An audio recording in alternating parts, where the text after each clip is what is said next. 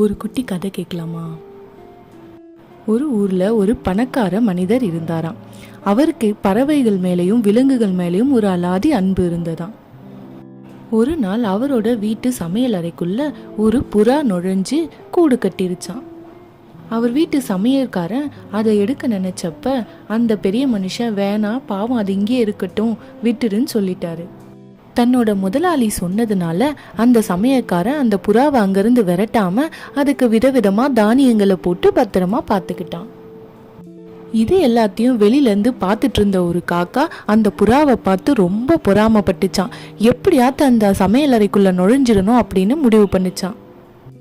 ஒரு நாள் புறா வெளியில வரும்போது காக்கா புறா கிட்ட நைஸா பேசி ஃப்ரெண்ட் ஆயிடுச்சான். கொஞ்ச நாளைக்கு அப்புறம் புறா கிட்ட உன்னோட கூட பார்க்கணும்னு எனக்கு ரொம்ப ஆசையா இருக்கு, எனக்கு கொஞ்சம் அதை காட்டன்னு கேட்க புறாவும் காக்காவை பத்தி தெரியாம கிச்சனுக்குள்ள கூட்டிட்டு போயிடுச்சான். சமையல் அறைக்குள்ள காக்காவை பார்த்த சமையல்காரரு முதல்ல அதை விரட்ட தான் நினைச்சாரு. ஆனா தன்னோட முதலாளியோட நல்ல குணம் ஞாபகம் வந்ததும் சரி இருந்துட்டு போட்டோம் அப்படின்னு சொல்லி விட்டுட்டாரு. காக்காவும் அங்கேயே கூடு கட்டி சந்தோஷமா வாழ ஆரம்பிச்சது. ஆனா காக்கா புறா மாதிரி இல்லைங்க, அமைதியாவே இல்லை, ரொம்ப சேட்டை செஞ்சுது. குடுக்கறத சாப்பிடாம சமையக்காரர் இல்லாத நேரத்துல அவருக்கு தெரியாம திருடி திருடி சாப்பிட ஆரம்பிச்சது. ஒரு நாள் வீட்டுக்கு விருந்தாளிங்க வர போறாங்க அப்படின்னு முதலாளி சொன்னதுனால விருந்தாளிகளுக்கு பிடிச்ச மாதிரி ரொம்ப சுவையா மீன் குழம்பு செஞ்சு வச்சாரு அந்த சமையல்காரர். வகை வகையா மீனை செஞ்சு மூடி வச்சுட்டு சமையல்காரர் தோட்டத்து பக்கமா போனாரு.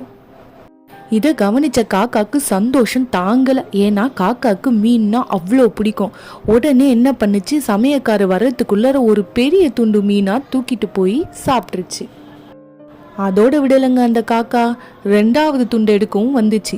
அந்த நேரம் பார்த்து நல்லா சமையல்காரன் கிட்ட வசமா மாட்டிக்கிச்சு. விருந்தாளிகளுக்காக சமைச்ச மீனை காக்காவோட வாயில பார்த்த சமையல்காரருக்கு ரொம்பவே கோவம் வந்துச்சுங்க. உடனே கூட்டோட அந்த காக்காவை தூக்கி வெளியில வீசிட்டாரு. வெளியில போயிருந்த புறா திரும்பி வந்து பார்க்கும்போது காக்கா கீழே விழுந்து கிடந்துச்சான். அதை பார்த்தது அந்த புறா சொல்லுச்சான், உனக்கு இது தேவைதான். ஆமாங்க, காக்காவோட பேராசைக்கு இது சரியான தண்டனை. சில பேர் இப்படிதாங்க, இருக்கிறத விட்டுட்டு பறக்கிறதுக்கு ஆசைப்படுவாங்க, கடைசியில் ஒன்றுமே இல்லாமல் நிற்பாங்க. தேங்க்யூ.